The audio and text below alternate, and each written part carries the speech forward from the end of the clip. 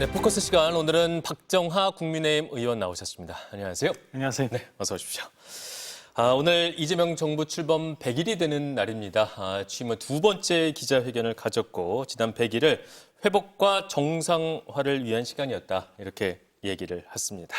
아무래도 윤석열 정권을 향한 발언이라고 볼 수 있을 텐데 오늘 기자회견 내용 총평부터 들어보겠습니다. 일단 저희가 사실은 그 11시부터 의원총회가 있었습니다. 그래가지고 앞부분만 보다가 이제 의원총회를 들어갔는데 전반적으로 보면은 물론 시기가 이제 100일밖에 안 됐으니까 그런데 대통령께서도 우리 주저하에 억류돼 있는 국민들 얘기하면서 당황스러웠다라는 표현 쓰셨는데 저도 좀 당황스러운 부분이 좀 있어요. 네. 우선은 첫째, 여전히 대통령이 어디로 오늘은 회복과 정상화 이런 주제였으니까 그렇지만은 어디로 우리나라 대한민국 코를 이끌어 가려고 하는지에 대해서도 약간 좀 안갯속. 그리고 초기에 이제 질문이 나왔습니다. 외신 기자 질문이 있었는데 3천억 불에 대한 투자 문제에 대해도 크게 대답을 안 하시고 이제 넘어가서 그것도 역시 안갯속. 마지막 제일 당황스러운 거는 오늘 국회에서도 계속 일이 지금 진행 중입니다만은 이제 출범한 지 얼마 되지 않은 정부인데 대통령실과 이 여당이 이렇게 많이 엇박자를 일으키나 그리고 그것도 굉장히 민감하고 중요한 부분들인데 네. 그런 부분들을 보면서 현재는 아직 좀 나도 일단은 당황스럽다 이런 생각이 좀 들었습니다. 그래서 앞으로 좀 더 많은 기회를 가지면서 국민들한테 소상히 좀 말씀을 주시면 좋겠다는 생각이 있고 용산 대통령실도 앞으로 이런 외부적인 장치라고 해야 되나요? 스케치성, 그러니까 사전 질의가 없었다, 아니면 보도판을 열어서 어떻게 한다 이런 건 이제 국민들이 별로 다 믿으니까 너무 그런데 신경을 많이 써서 실제 내용에 조금 더 충실하는 게 좋지 않겠나라는 생각도 좀 덜어 들었습니다. 네, 내용과 형식에 대해서 말씀 주셨습니다. 지금 미국 조지아주에서 구금됐던 우리 국민들이 석방되는 장면이 들어왔다고 다행이에요. 합니다. 네, 공항으로 이동을 하려는 그러기 위해서 이제 버스를 타는 모습이고요. 지금 영상에서 우리 국민들이죠. 버스에 탑승하는 모습들이 나오고 있습니다. 분명하게 안 보이는데 짐이 좀 있네. 손목과 발목은 좀 자유로운 것 같아요, 그죠? 네, 보기에 걷는 모습을 봤을 때 아직 정확히는 보이지 않습니다만은 좀 자유롭게 버스에 탑승하는 듯한 느낌이고요. 저 버스에서 타서 이제 아틀란타 공항으로 이동을 하는 거죠. 맞습니다. 그래서 내일 이제 우리나라로 도착할 예정인 열흘 가까이 이제 구금이 돼 있었기 때문에 상당한 불안과 공포를 느꼈을 수밖에 없을 것 같은데 조속히 좀 공항으로 이동을 해서 전세기를 타고 오니까요.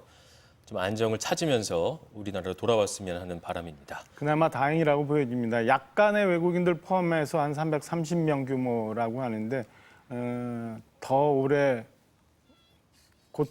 고충을 겪지 않고 이제 일단은 돌아와서 다행인데 왜 저런 일들이 발생을 했는지 그다음에 저희가 아직 다 모든 것들이 밝혀지지 않은 상황이기 때문에 돌아오면 우리는 그럼 어떤 것들을 짚어봐야 되는지 그다음에 미국 당국과는 어떤 얘기를 정말로 해야 되는지 뭐가 문제인지 이런 거에 대해서 좀 제대로 한번 따져봐야 되지 않을까 싶어요. 만약에 저 현대자동차 공장에서 일했던 우리 근로자들이 대한민국 국민이 아니라 중국 내지는 어디 유럽 국가의 국민이었다면 저런 일이 있었을까라는 점을 가지고 생각해 보면 굉장히 아쉬운 점들이 많거든요. 얼마 전에 한미 정상회담 잘 됐다고 얘기하고 정부 여당에서는 굉장히 좋은 평가라고 좋은 결과였다고 평가들을 하고 있습니다만 얼마 되지 않아 또 이런 일들이 생기고 있잖아요. 그리고 관세 협상 같은 것도 지금 여전히 안개 속이고 그래서 국민들이 좀 더 안심할 수 있게 명료하게 뭔가가 정리가 되어야지 되지 않을까라는 생각이 있습니다. 아무튼 오늘 저희 시간으로 아마 자정쯤 출발한다는 것 같은데 안전하게 무사히 다들 빨리 귀국했으면 하는 바람입니다. 이 버스를 타고 공항까지 가는 시간이 또 꽤나 몇 시간 걸린다고 얘기를 들었고 그러니까요. 지금 조지아주 구금됐던 우리 국민들 300여 명 석방되는 영상을 보고 있습니다. 검은색 버스에 탑승을 하고 있고 공항으로 이동해서 우리 시간으로 오늘 밤 늦게 귀국길에 오르게 됩니다. 왜 이런 일이 일어났는지에 대해서 명확한 분석이 필요하고 다시는 이런 일이 발생하지 않도록 명확한 대책이 필요하다. 이런 말씀 해주셨습니다. 저분들도 굉장히 고생을 하셨고, 네. 그다음에 현대자동차, 뭐 LG 엔솔 여기도 공장 이전 굉장히 한동안은 그 착공이 늦어지는 거 아니에요? 그렇죠. 그렇게 되는 것이죠. 늦어지니까 이런저런 문제가 제법 많이 발생을 했고 기업이 갖게 되는 부담, 경제적인 부담, 뭐 향후 계획 차질, 우리 근로자들이 겪었을 고통, 뭐 이런 것들을 생각하면 단순히 안도했다라고 끝나면 안 되고 반드시 꼭 문제를 좀 짚어봐야 된다고 생각을 합니다. 네, 알겠습니다. 어쨌든 무사히 우리 국민들이 이제 공항으로 향하는 버스에 탑승했다는 소식 영상과 함께 전해드렸습니다. 지금 이제 막 버스가 출발하는 모습도 그러네요. 볼 수가 있습니다. 부디 무사히 좀 돌아오시길 바라겠습니다. 자, 이제 다시 얘기는 돌아가도록 하겠습니다. 검찰개혁 관련해서도 이재명 대통령에게 질문이 있었고 답을 했습니다. 이런 얘기를 했습니다. 구더기가 밉다고 장독 없앨 수는 없는 거 아니냐 이런 말을 하면서 보안 수사권 문제 또 신중히 검토하자. 그러니까 지금 민주당의 좀 강경론자들에 비해서는 좀 철저하게 대비하자 이런 발언이었었는데 그렇죠. 어떻게 보셨습니까? 좀 더 숙고해야 된다고 네. 얘기를 하는 거고 저는 근원적으로 검찰청을 포함해서 우리 정부 조직이라는 게 지금까지 건국일에 쭉 오면서 네. 다 필요에 의해서 그리고 그동안의 경험과 축적된 경륜들을 통해서 이렇게 자리를 잡았잖아요. 저거를 뭐 수사권 분리를 한다고 하거나 뭐 이런 식으로도 그 약간의 감정을 가지고 대응을 한 것 자체에 대해서는 동의할 수 없습니다. 네. 그러나 당에서 강성 지지층이 주장하는 것처럼 막 가지는 않고 네. 대통령이 저렇게 숙고를 좀 바란다고 부탁을 하고 저렇게 분명한 얘기를 한 거에 대해서는 그나마 다행이라고 생각합니다. 그러니까 민주당 내에서도 강성 지지층 그다음에 강하게 주장하는 것 말고도 과연 만약에 검찰청이 저렇게 해체가 되고 지금 분명하게 정리가 안 된 상태에서 수사권들이 조정이 된다면 우리나라 형사 사건들은 어떻게 되어 갈런지 그다음에 이로 인해서 피해를 받게 되는 국민들은 어떻게 될 건지 이런 것들을 한번 되돌아봐야 되지 않을까 싶어요. 지금도 공수처 생기고 난 다음에 네. 형사 사건이 굉장히 많이 밀려 있다고 하는 거잖아요. 얘기했죠. 결국에는 국민들이 피해를 보는 거니까 잘못된 부분에 대해서는 그다음에 검찰이 반성해야 되는 부분에 대해서는 그렇게 정리를 하되 근간을 흔들어 가지고 전체가 흔들리는 일은 없도록 좀 해줬으면 하는 바람이 사실은 검찰청 폐지뿐만 아니라 새 정부에 바라는 바입니다. 네, 알겠습니다. 이재명 대통령 국정평가 다시 60% 긍정적인 평가가 나왔습니다. 이게 한국갤럽 조사로만 보자면 취임 100일차 기준에 역대 대통령 가운데 세 번째로 높다고 합니다. 김영삼 전 대통령, 문재인 전 대통령, 그 다음으로 높다고 하는데 이재명 대통령의 직무 수행 평가 긍정이 이렇게 높은 이유는 어디에 있다고 평가를 하십니까? 저게 아마 지난주 금요일 평가였던 것 같은데 갤럽에서 정기조사한 거에서 네. 일단은 조금 이른 것 같아요. 지금 취임하신 지 100일 됐잖아요. 네. 100일 됐기 때문에 앞으로 이제 정리돼야 되고 그다음에 국민들이 이재명 대통령의 말씀이나 정책을 통해서 좀 판단해야 될 시간이 좀 더 있어야 되는데 오늘 당장 우리 앞에서 지금 얘기했잖아요. 한미 정상회담 굉장히 잘 됐다고 했는데 여전히 관세 협상은 어떻게 되는 건지 우리 투자는 5천억 불에 정도 되는 규모의 투자는 어디로 어떤 방식으로 하는지 네. 뭐 이런 것도 좀 불분명하고 당장 조지아주에서 저런 일이 생겼고 뭐 이런 것들까지도 다 포함을 해서 향후 판단을 해야 되지 않을까. 진짜 국민들에 대해서 평가를 받기는 지금부터 이제 시작 아닌가라는 생각입니다. 그래서 지난 정부에 비해서 워낙 지난 정부가 국민들한테 평가가 박했기 때문에 일종의 기저 효과도 좀 있고 그래서 지금은 이재명 대통령의 국정에 대해서 평가하기는 조금 이르지만 이것저것 따져볼 문제는 좀 제법 있다. 그리고 이 건에 대해서 대통령도 그렇고 용산에 있는 참모들도 잘 체킹을 좀 해줘야 결국에는 우리 국민들이 편해지지 않을까 싶은 생각이 듭니다. 최근에 뭐 인사 문제에 대해서 아쉬운 부분이 굉장히 많고 네. 광복절 기준으로 해서 조국, 윤미향 뭐 이런 부분들에 대한 사면 문제에 대해서 국민들 부정적인 평가가 제법 있었잖아요. 네네. 그러니까 이제는 민주당 당원들의 지지, 그다음에 강성 지지층들에 대한 지지가 아니라 온 국민들, 대한민국을 이끌어간다는 자세로 좀 국정을 운영해 주셨으면 하는 바람이 있습니다. 알겠습니다. 여야 관계 사실 지금 순탄치 못합니다. 날선 말들이 계속 주고받고 있고요. 그런 와중에 이제 송원석 원내대표가 정청래 대표의 노상원 수첩 언급에 대해서 제발 그랬으면 좋았을 거란 발언을 했습니다. 이 발언 어떻게 보셨습니까? 일단 전체적으로 소회를 보면은 네. 그 상상할 수도 없었던 계엄이라는 게 우리 그래도 성숙했던 민주주의 절차에 의해서 빨리 끝나서 너무 가볍게 생각하는 건 아닌가라는 생각이 좀 있어요. 그래서 네. 아직은 노상원 수첩이 뭐 진짜인지 아닌지 진위에 대해서 확인되지 않은 상황이지만 모두 다 조금씩 조심했으면 하는 생각이 들고 일단 송원석 대표의 반응에 대해서는 두 가지로 좀 나눠봐야 되는데 네. 그 발언 자체에 대해서는 뭐 두 말 드릴 수 없는 그런 상황이에요. 근데 우리 윤희석 전 대변인 앞서 얘기한 거 제가 들었는데 국회 내에서 좀 보면은 그 밑에서 샤우팅이라고 그러는데 뭐 야유도 하기도 하고 박수도 하기도 하는 이런 일종의 문화가 있는데 그것도 좀 없어져야 된다는 생각이 들어요. 그러니까 그 송원석 대표가 했던 말에 대해서는 당연히 잘못된 발언이라고 생각하고 그러니까 그 부분에 대해서는 송원석 대표가 먼저 좀 풀어줘야 되지 않을까라는 생각입니다. 반면에 민주당도 아까 제가 말씀드린 것처럼 본회의장 내에서 그런 일종의 지금 그냥 용인돼서 가고 있는 문화가 있는데 그걸 가지고 너무 뭐 의원직 사퇴, 제명 이런 얘기까지 험하게 가야 되는가라는 생각이 듭니다. 그래서 정치적으로 슬기롭게 잘 먼저 해결이 됐으면 좋겠다. 여기에 우리 송원석 원내대표가 기왕이면 뭐 민주당보다는 더 먼저 그 잘 풀어가는 단초를 좀 제공해 줬으면 좋겠다. 이런 바람이 있습니다. 네, 알겠습니다. 일단 좀 사과를 해야 그다음에 풀려나갈 수 있겠군요. 그죠. 먼저 좀 해도 일어날 수 있다. 알겠습니다. 덧셈 특허법 관련돼서 이제 합의가 됐다가 번복되는 일도 발생했습니다. 왜 이런 일이 발생했다고 보십니까? 어제 저녁에 사실은 좀 놀랐어요. 그러니까 그 특검 기간을 연장하지 않고 최소의 인원만 늘리는 걸로 합의가 됐다라고 해서 민주당이 어떻게 이렇게 전향적으로 했나라는 생각이 들었는데 아니나 달라요. 오늘 아침에 저런 일이 생겼는데 굉장히 아쉽게 생각을 합니다. 앞서 이재명 대통령이 기자회견에서도 잠깐 얘기가 나왔는데 이게 지금 어떻게 되냐면 그 덧셈 특검법을 양보를 하면서 대신 금융감독위원회 등등의 정부 조직법과 관련해 갖고 저희 당에서는 양보를 하고 처리해 주는 걸로 합의를 했다고 해요. 근데 대통령도 그런 말씀하셨는데 정부 조직법 급한 거 아니다.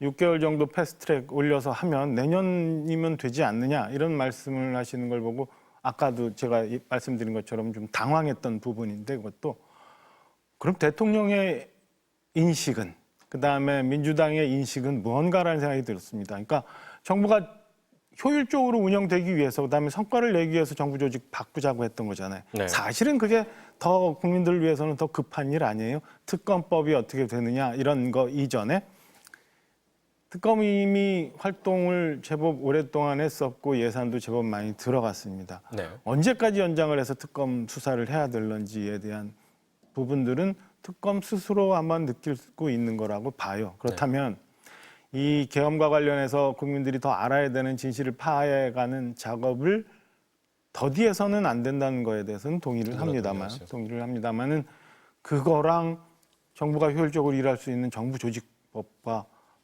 바꿀 수 없다. 그거는 언제 해도 상관없으니까 이게 먼저다라고 얘기하는 거는 저는 좀 지나친 판단 아닌가라는 생각이고요.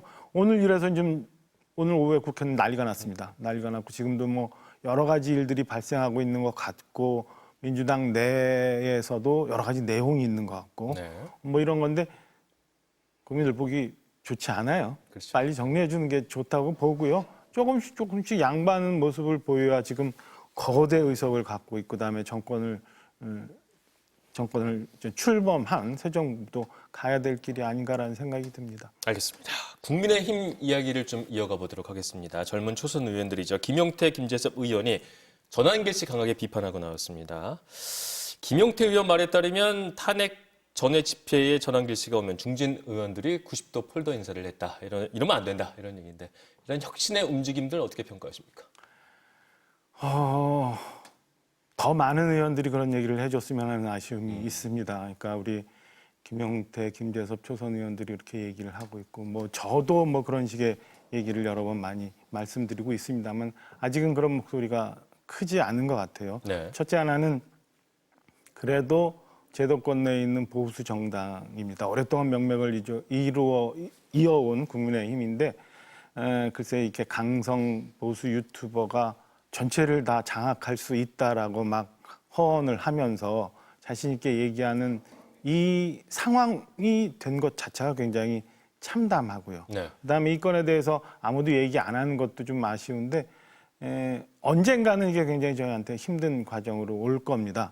저는 지금부터라도 그때를 위해서라도 우리가 정리할 것은 정리를 해 나가야 되지 않을까라는 생각이고 그 강성 보수 유튜버들이 얘기하는 것들을 당이 언제까지 방관을 할 건가라는 거에 대해서는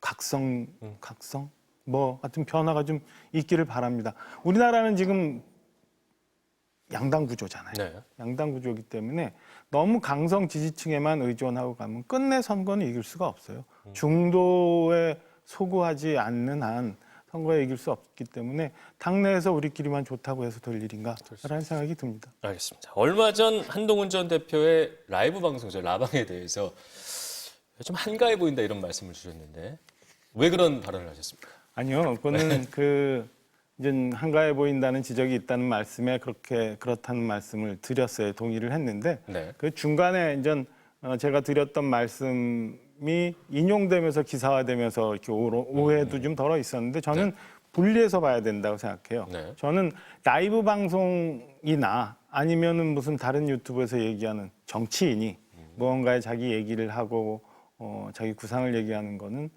오히려 권장돼야 되고 많이 해야 된다고 생각을 합니다.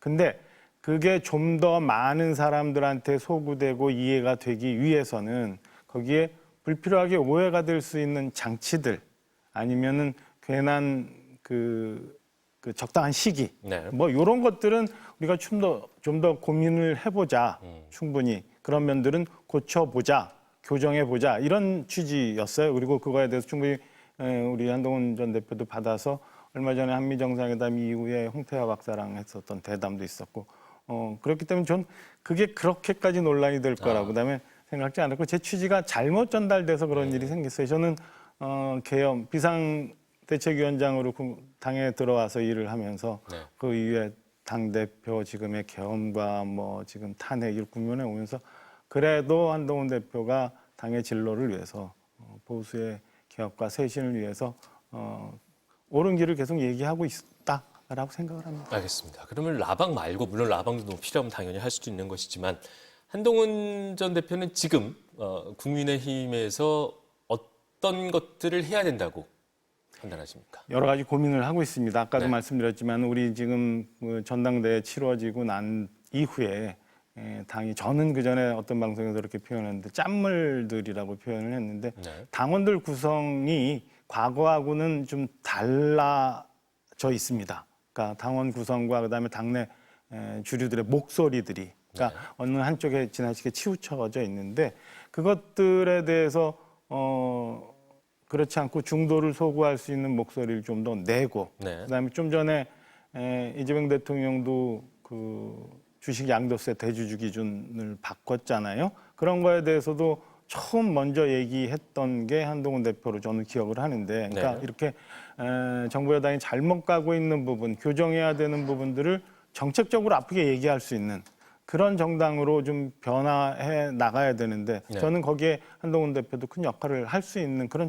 소중한 자산이라고 생각합니다. 그러니까 한동훈 대표가 주장하는 바 그다음에 우리 당이 좀 중도층을 향해서 앞으로 있을 지방선거, 총선, 대선을 향해서 좀 더 변해갈 수 있게 계속 역할을 해줬으면 하는 바람을 갖고 있습니다. 마지막으로 짧게만 내년 지방선거 혹은 그 전에 한동훈 전 대표가 다시 좀 정치적으로 주목받을 수 있는 시간이 머지않아 올 걸로 예측을 하시나요? 아니요, 일상적인 활동은 계속 해야죠. 네. 언제까지 계속 칩거하고 있을 수는 없는 거잖아요. 그러니까 국민들한테 아주 편한 방식으로, 그다음에 아주 일상적인 방식으로 다가갈 수 있는 방법들을 여러 가지로 고민을 하고 있습니다. 정치인인데 내 얘기를 하지 말아라, 활동을 하지 말아라라고 하는 것도 그렇죠. 그럴 수는 없죠. 그것도 잘못된 부분이라고 생각해요. 네, 알겠습니다. 오늘 이야기는 여기까지 나누도록 하겠습니다. 박정아 국민의힘 의원이었습니다. 말씀 잘 들었습니다. 감사합니다.